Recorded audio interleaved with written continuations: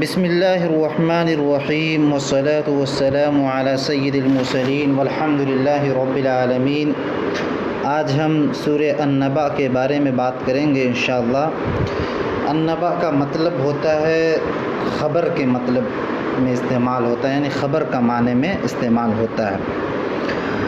اس صورت میں ایک بہت ہی عظیم خبر کے بارے میں لوگ جو ہے چیمنگوئیاں کرتے تھے، آپس میں بات چیت کرتے تھے، اس کا مذاق اڑاتے تھے، اس کے بارے میں اس صورت میں بات ہوئی ہے۔ اور یہ عظیم خبر کیا ہے، اس سلسلے میں بھی آج انشاءاللہ ہم بات کریں گے۔ اور آج خاص طور سے ہم اس صورت کی ایک آیت سے لے کے 16 آیت تک جو ہے اس کا ترجمہ اور اس کو سمجھنے کی کوشش کریں گے انشاءاللہ۔ آئیے ہم شروع کرتے ہیں اور اس کو سمجھتے ہیں کہ اس میں جو ہے عظیم خبر کے بارے میں کیا کہا گیا ہے۔ اعوذ باللہ من الشیطان الرجیم، بسم اللہ الرحمن الرحیم۔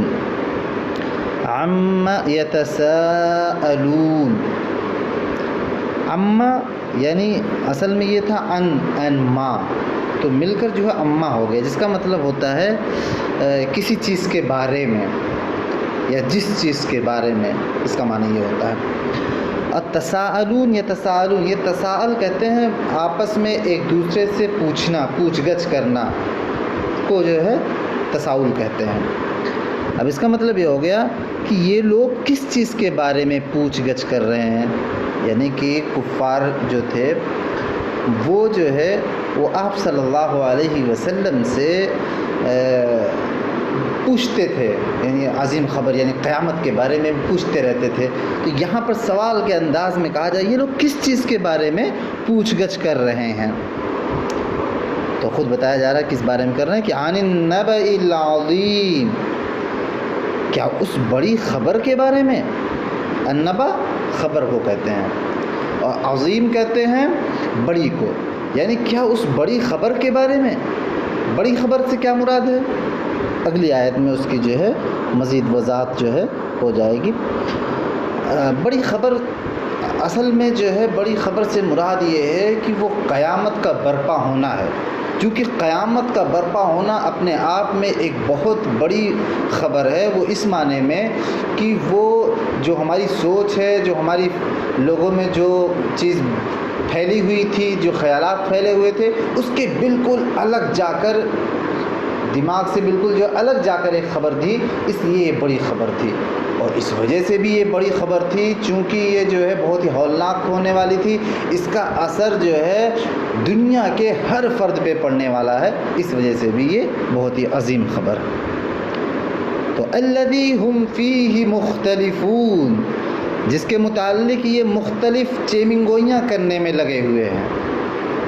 چیمنگوئیاں کا مطلب یعنی اختلاف کر رہے ہیں، بات چیت کر رہے ہیں، ایک دوسرے سے کانا پھوسی کر رہے ہیں، ایک دوسرے سے مل کر اس کے بارے میں جو ہے مذاق اڑا رہے ہیں، اس کا جو ہے اس کے نوک پلٹ کو جو ہے مطلب ایک طریقے سے آپ دیکھیے اس میں بات نکال کر اس کی تفریح لے رہے ہیں، مزہ لے رہے ہیں، یہ مطلب ہے۔ اس کا دوسرا بھی مطلب ہے کہ اس کے بارے میں یہ خود جو ہے اختلاف میں پڑے ہوئے ہیں، یعنی ان کے پاس کوئی پختہ علم نہیں ہے، لیکن جو ہے یہ اس بات کا انکار کر رہے ہیں صرف اپنے من گھڑت خیالات کی بنیاد پر، چونکہ ان کے عقل میں یہ بات نہیں بیٹھ رہی تھی، چونکہ وہ اپنی دماغ کا استعمال نہیں کر رہے تھے، اس وجہ سے جو ہے وہ جو ہے اس کا انکار کر رہے تھے یا اس کا مذاق اڑا رہے تھے۔ تو اگر ہم اس کو دوسرے لفظوں میں کہیں کہ بڑی خبر سے مراد قیامت اور آخرت کی خبر ہے، جس کو اہل مکہ جو ہے آنکھیں پھاڑ پھاڑ کر سنتے تھے، پھر ہر محفل میں اس پر طرح طرح کی چیمنگوئیاں کرتے تھے، ان پر جو ہے طنز کستے تھے۔ پوچھ گچھ سے مراد یہی چیمنگوئیاں ہیں، یعنی کہ پوچھ گچھ کرنا اور اس کا مذاق اڑانا۔ لوگ جب ایک دوسرے سے ملتے تھے تو کہتے تھے کہ بھائی کبھی پہلے تم نے بھی ایسا سنا ہے کہ مر کے کوئی دوبارہ زندہ ہوگا؟ کیا ماننے کی قابل بات ہے کہ گل سڑ کر جو ہڈیاں ریزہ ریزہ ہو چکی ہوں گی ان میں نئے سرے سے جان پڑ جائے گی؟ کیا عقل میں یہ بات سماتی ہے کہ اگلی پچھلی ساری نسلیں اٹھ کر ایک جگہ جمع ہو جائیں گی؟ کیا یہ ممکن ہے کہ یہ بڑے بڑے جمے ہوئے پہاڑ ہوا میں روئی کے گالوں کی طرح اڑنے لگیں گے؟ کیا یہ ہو سکتا ہے کہ چاند سورج اور تارے سب بجھ کر رہ جائیں گے اور دنیا کا یہ سارا جمایا جو نظام ہے یہ الٹ پلٹ جائے گا؟ یہ صاحب جو کل تک اچھے خاصے دانا آدمی تھے، آج انہیں کیا ہو گیا ہے کہ ہمیں ایسی عجیب انہونی خبریں سنا رہے ہیں؟ یعنی آپ صلی اللہ علیہ وسلم کے بارے میں کہہ رہے ہیں کہ یہ شخص جو امین و صادق تھا، یہ کیسی خبریں آج سنا رہا ہے؟ یہ جنت اور دوزخ آخر پہلے کہاں تھی، جن کا ذکر ہم نے کبھی ان کی زبان سے نہ سنا تھا؟ اب یہ ایک دم کہاں سے نکل آئی کہ انہوں نے ان کے عجیب و غریب نقشے ہمارے سامنے کھینچنے شروع کر دیے؟ یہ مطلب ہے۔ تو جیسا کہ میں نے پہلے بھی بتایا کہ ایک تو چیمنگوئیاں کرتے تھے، مذاق اڑاتے تھے، دوسرا یہ کہ ان کے درمیان خود اس بات کو لے کر اختلاف تھا، کسی بات پر وہ متفق نہ تھے کہ قیامت کیا ہے۔ بعض لوگ یہ مانتے تھے کہ قیامت اگر ہوگی تو روحانی شکل میں ہوگی، ٹھیک ہے، اس کا جسمانی جسم پر اس کا کوئی امپیکٹ نہیں پڑے گا۔ کچھ لوگ مانتے تھے کہ جو کچھ ہے یہ دنیا ہی ہے، اسی میں کھانا ہے، اسی میں جینا ہے، اسی میں مر کے ختم ہو جانا ہے، اور کچھ لوگ جو ہے بالکل سرے سے انکار کر دیتے تھے۔ تو ان میں بھی کوئی آپس میں کوئی اتفاق نہیں تھا، یہ مطلب ہے۔ پھر یہاں پر کہا جا رہا ہے کہ کلا سیعلمون، یعنی جتنے بھی ان کے خیالات ہیں ہرگز نہیں، یہ سب ان کی من گھڑت کہانیاں ہیں، ایسا نہیں ہے۔ سیعلمون، ان قریب وہ جان لیں گے۔ علم یعلم کا مطلب جان لینا، سین لگ گیا تو اس سے جو ہے بات میں جو ہے اور قربت آ گئی، یعنی بات ان قریب انہیں پتہ چل جائے، بہت جلد ہی پتہ چل جائے گا، نیئر فیوچر میں ہی ان کو پتہ چل جائے گا کہ کیا ہونے والا ہے۔ ثم کلا سیعلمون، پھر اسی بات کی پختگی کے لیے، بات کی تاکید کے لیے، بات کو امفسائز کرنے کے لیے دوبارہ یہ آیت استعمال کی گئی کہ ثم کلا سیعلمون، یعنی ہاں ہرگز نہیں، جو ان کے خیالات ہیں ایسا نہیں ہے، بلکہ ان قریب انہیں معلوم ہو جائے گا، بہت جلد انہیں معلوم ہو جائے گا۔ یعنی یہ وہ وقت دور نہیں ہے جب وہی چیز حقیقت بن کر ان کے سامنے آ جائے گی جس کے بارے میں یہ فضول چیمنگوئیاں کر رہے ہیں۔ اس وقت انہیں پتہ چل جائے گا کہ رسول نے جو خبر ان کو دی تھی وہی صحیح تھی، اور قیاس و گمان سے جو باتیں یہ بنا رہے تھے ان کی کوئی حقیقت نہ تھی۔ پھر اللہ تعالیٰ جو ہے مختلف نشانیوں کے ذریعے اس بات کو لوگوں کے دلوں میں بٹھا رہا ہے کہ اللہ تعالیٰ نے جب اتنی بڑی مخلوقات کو دنیا میں پیدا کر دیا، اتنی بڑی تخلیقات کی ہیں، تو کیا وہ اللہ تعالیٰ جتنے آسمان و زمین، سورج، چاند، ستارے، سیارے اور نباتات کا وجود میں لانا اور پانی برسانا، جو اتنی بڑی نشانیاں اللہ تعالیٰ نے خود پیدا کر دی ہیں، جو اس بات کی ثبوت ہیں کہ اللہ تعالیٰ دوبارہ زندہ کر سکتا ہے، تو اس کے باوجود بھی کیا ہوش نہیں؟ تو یہ نشانیاں اللہ تعالیٰ یہاں پہ گنوا رہا ہے۔ الم نجعل الارض مہادا، کہ ہم نے زمین کو فرش نہیں بنا دیا؟ یعنی زمین کو اگر ہم نے مہاد کہتے ہیں فرش کو، یعنی کیا زمین کو ہم نے بالکل جو ہے فرش نما نہیں بنا دیا کہ جس طریقے سے آپ فرش پر آرام سے بیٹھ سکتے ہیں، زمین ٹکی ہوئی ہے، فرش کی طرح پھیلی ہوئی ہے، اس پر آپ لیٹ سکتے ہیں، اس پر آپ ٹک سکتے ہیں، کھیتی کر سکتے ہیں، اس پر آپ اپنا گھر بنا سکتے ہیں۔ کیا یہ بہت بڑی نعمت نہیں ہے؟ اگر اللہ تعالیٰ چاہتا زمین کو ہلاتا رہتا، وہ وہ اسٹیبل نہ ہوتی تو پھر کیا کر لیتے؟ تو گھر بنا پاتے، گھر رہ پاتے، کھیتیاں کر پاتے۔ والجبال اوتادا، اور پہاڑوں کو میخوں کی طرح گاڑ دیا، یعنی کہ زمین کو اسٹیبل کرنے کے لیے اللہ تعالیٰ نے بڑے پہاڑ بنا اور پہاڑوں کو زمین کے اندر اور سمندروں میں گاڑ دیا تاکہ زمین اپنی جگہ پہ اسٹیبل رہے۔ اوتاد کہتے ہیں یہ جو میخ ہوتی ہے، جب کسی بھی چیز کو ٹھوک کر گاڑ دیا جاتا ہے تو اس کو اوتاد کہتے ہیں، یعنی پہاڑوں کو ٹھوک کر زمین میں جو ہے وہ گاڑ دیا گیا۔ وَخَلَقْنَاكُمْ أَزْوَاجًا، اور تمہیں جو ہے جوڑوں میں پیدا کیا، انسانوں کو، مرد اور عورتوں کو جوڑوں کی شکل میں پیدا کرنا اپنے اندر جو عظیم حکمت رکھتا ہے اس کے بارے میں کوئی انکار کر سکتا ہے؟ اگر یہ جوڑوں میں پیدا نہ ہوتے تو انسانوں کی جو نشو و نما ہے، انسان کی جو افزائش ہے یا اس کی جو بریڈنگ ہے وہ رک جاتی، اس کا جو پھر اس کے اندر جو اللہ تعالیٰ نے جو ہے ایک محبت رکھی، ایک انسیت رکھی، ایک آپس میں ایک کشمکش رکھی اور جو ایک محبت رکھی، وہ کہاں پہ پائی جاتی؟ تو اس میں اللہ تعالیٰ کی حکمت کا کوئی انکار کر سکتا ہے؟ وَجَعَلْنَا نَوْمَكُمْ سُبَاتًا، نوم کہتے ہیں نیند کو، سبات کہتے ہیں آرام کا ذریعہ بنا دینا، یعنی ہم نے نیند کو، تمہاری نیند کو جو ہے باعث سکون بنا دیا۔ یعنی آپ دیکھ لیجئے ایک شخص کو نیند نہ آئے تو بے چین ہو جاتا ہے، تڑپتا ہے، بالکل اس طریقے سے تڑپتا ہے کہ بالکل جو ہے ایسا لگتا ہے کسی نے اس کے اندر جو ہے اس کے اندر کا جو ہے یہ سمجھ لیجئے اس کے اندر کی ساری چیزیں کو چھین لیا، اس کے اندر جھجھوڑ کر رکھ دیا، اور تڑپتا رہتا ہے انسان اگر نیند نہ آئے، پریشان ہو جاتا ہے، پاگل ہو جاتا ہے۔ لیکن اللہ تعالیٰ نے اس نیند کو ہمارے لیے باعث سکون بنایا۔ آپ دن بھر کی محنت کے بعد تھوڑی دیر کے لیے جب آپ آرام کرتے ہیں تو آپ کو ایک سکون ملتا ہے، ایک تازگی ملتی ہے، ایک فریشنس ملتی ہے۔ آپ اگر اس پر غور کریں، سونے پر ہی غور کریں، تو ہم یقین لے آئیں کہ اللہ تعالیٰ اس بات پر قادر ہے کہ انسان کو دوبارہ زندہ کرتا ہے۔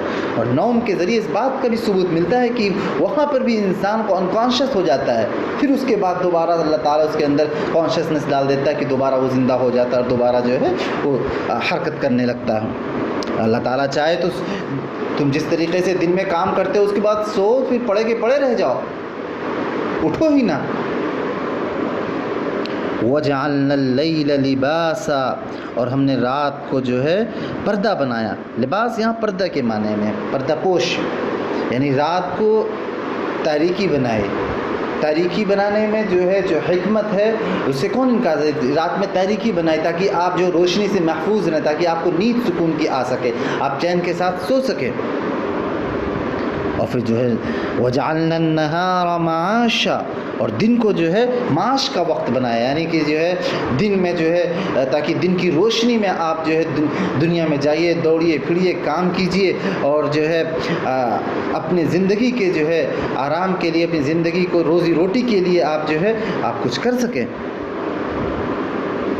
وَبَنَيْنَا فَوْقَكُمْ سَبْعًا شِدَادًا، اور ہم نے تمہارے اوپر 7 مضبوط آسمان قائم کیے۔ یعنی جو ہے مضبوط کا لفظ اس معنی میں استعمال کیا، یعنی شداد کہتے ہیں مضبوط کے، سبعہ کہتے ہیں 7 کو۔ تو مضبوط کا جو لفظ یہاں پہ ہے، یعنی کہ شداد کا لفظ، اس کا مطلب یہ ہو گیا کہ ان کی سرحدیں اتنی مستحکم ہیں کہ ان میں ذرہ برابر تغیر تبدل نہیں ہونے پاتا ہے، اور ان سرحدوں کو پار کر کے عالم بالا کے بے شمار جو ستارے ہیں، جو سیارے ہیں، وہ اپنی ایک محور پر، اپنے ایک جو ہے باؤنڈری کے اندر وہ جو ہے گردش کرتے رہتے ہیں، چکر لگاتے رہتے ہیں۔ وہ ایک دوسرے کے جو ہے محور میں نہیں گھستے ہیں، ایک دوسرے کے جو ہے باؤنڈریز میں نہیں گھستے ہیں، بلکہ وہ اپنے نظام کے تحت، جس طریقے سے اللہ تعالیٰ نے ان کو حکم دے رکھا ہے، اسی نظام کے تحت وہ جو ہے وہ گردش کرتے رہتے ہیں، گردش کرتے رہتے ہیں۔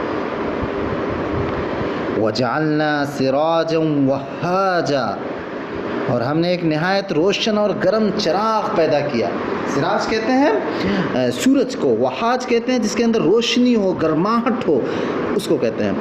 یعنی کہ ایک سورج کی شکل میں جو ہے اللہ تعالیٰ نے جو ہے ایک چراغ بھی دیا، جس سے بہت تیز روشنی ہے، جس سے پوری دنیا روشن ہو جاتی ہے۔ ساتھ ساتھ میں اس کے اندر ایک گرماہٹ ہے، ایک حرارت ہے، ایک شدت ہے، جس گرماہٹ سے، جس حرارت سے اس دنیا میں جو ہے کتنے پودے تیار ہوتے ہیں، کتنے پھل تیار ہوتے ہیں، اور کتنے لوگوں کو غذا نصیب ہوتی ہے، اور اس کے ذریعے سے سمندروں پر جب اس کی تپش پڑتی ہے تو پھر جو ہے اس کے اندر جو بھاپ بنتی ہے، پھر بارش کے ذریعے سے جو ہے دنیا کے مختلف حصوں میں بادل کی شکل میں بن کے دنیا کی مختلف شکل میں جو بارش ہوتی ہے، پھر اس سے جو نباتات اگتے ہیں۔ یہ ساری اس بات کے ثبوت ہے کہ اللہ تعالیٰ نے ان ساری چیزوں کو ایک حکمت کے تحت، نظام کے تحت، اپنی قدرت کے اندر جو ہے اس کو چلا رہا ہے۔ کیا جو خدا، جو اللہ تعالیٰ، جو ذات اس بات پر قادر ہے کہ وہ دنیا کا نظام چلائے، سیاروں کا نظام چلائے، شمسی نظام چلائے، کائنات کا نظام چلائے، کھانے پینے کا جو نظام چلائے، جو انسانی رشتوں کا جو نظام چلا رہا ہو، کیا وہ اس بات پر قادر نہیں کہ دوبارہ زندہ کر دے؟ ضرور زندہ کر دے گا۔ یہ وَأَنزَلْنَا مِنَ الْمُعْصِرَاتِ مَاءً ثَجَّاجًا، معصرات یہاں پر بادل کے معنی میں ہے۔ انزلہ کہتے ہیں اتارنے کے معنی، برسانے کے معنی، ماءً پانی، اور ثجاج کہتے ہیں کثرت سے، یعنی کہ اور بادلوں سے لگاتار بارش برسا، یعنی خوب بارش برساتا ہے، یعنی بادلوں سے جو ہے اللہ تعالیٰ جو ہے لوگوں کو سیراب کرتا ہے، لوگوں کو جو ہے پانی سے جو ہے نوازتا ہے۔ لِنُخْرِجَ بِهِ حَبًّا وَنَبَاتًا، تاکہ ہم جو ہے اس کے ذریعے سے حب کہتے ہیں غلے کو، اور نبات کہتے ہیں سبزی کو، تاکہ ہم اس کے ذریعے سے غلے اور سبزی جو ہے اگا سکیں۔ دیکھیے بغیر پانی کے سبزی اور غلے کا خیال کرنا بھی جو ہے ناممکن ہے. تو اللہ تعالیٰ اگر بارش نہ برسائے، اللہ تعالیٰ اگر اس نظام کے تحت جو ہے پانی نہ نصیب کرے تو زندگی موت میں بدل جائے گی. وَجَنَّاتٍ الْفَافًا، اور گھنے باغ اگائے، یعنی اس پانی سے گھنے باغ اگائے. یعنی زمین پر بارش کے انتظام اور نباتات کی جو رویدگی ہے اس میں اللہ تعالیٰ کی قدرت اور حکمت کے جو حیرت انگیز کمالات کار فرما ہے ان پر اگر غور کیا جائے، ایک ایک نشانیوں پر اگر انسان غور کرے، اپنے کھانے پینے پر غور کرے، اپنے سونے جگنے پر غور کرے، اپنے اپنے جو ہے رات اور دن کے جو نظام پر غور کرے، سورج اور چاند کے نظام پر غور کرے، تو خود بخود انسان جو اس بات پر قائل ہو جائے گا کہ ہاں کوئی ہے جو ان ساری چیزوں کو ایک نظام کے تحت چلا رہا. جب اس بات پر یقین ہو جائے گا کوئی ہے جو اس نظام کے تحت چلا رہا ہے، تو وہ کیسے انکار کر سکتا ہے کہ اللہ تعالیٰ نے انسان کو جو ہے بغیر کسی نظام کے، بغیر کسی احکام کے، بغیر کسی جو ہے سروپا کے پیدا کر دی. بلکہ اس کے اللہ تعالیٰ کا بھی جو مقصد ہے اس کے پیچھے وہ یہ ہے کہ انسان جو ہے اس دنیا میں شر اور خیر کے درمیان تمیز کر کے زندگی گزارے، اور جو خیر کرے گا اس کو بدلہ دے، یعنی اچھا بدلہ دے، اور جو برا کرے گا اس کو جو ہے سزا دے. اگر ایسا نہ کرے، خیر کرنے والا خیر کرتا چلا جائے اور برا کرنے والا برا کرتا چلا جائے اور اس کا حساب کتاب نہ ہو، تو ناانصافی ہوگی نا، اور اللہ تعالیٰ ناانصافی کرے گا؟ ایسا ہرگز نہیں. اللہ تعالیٰ ضرور انصاف کرے گا. تو اس لیے قیامت کے برپا ہونے میں کوئی شک اور شبہ نہیں. مختصراً اگر کہا جائے تو ان آیات میں اسی بات کو پیش کیا گیا ہے کہ انسان کو دوبارہ ضرور زندہ کیا جائے گا، اس کا حساب کتاب ہوگا. وآخر دعوانا ان الحمدللہ رب العالمین. انشاءاللہ بقیہ جو آیات ہیں اس کو ہم اگلی ویڈیو میں کور کریں گے.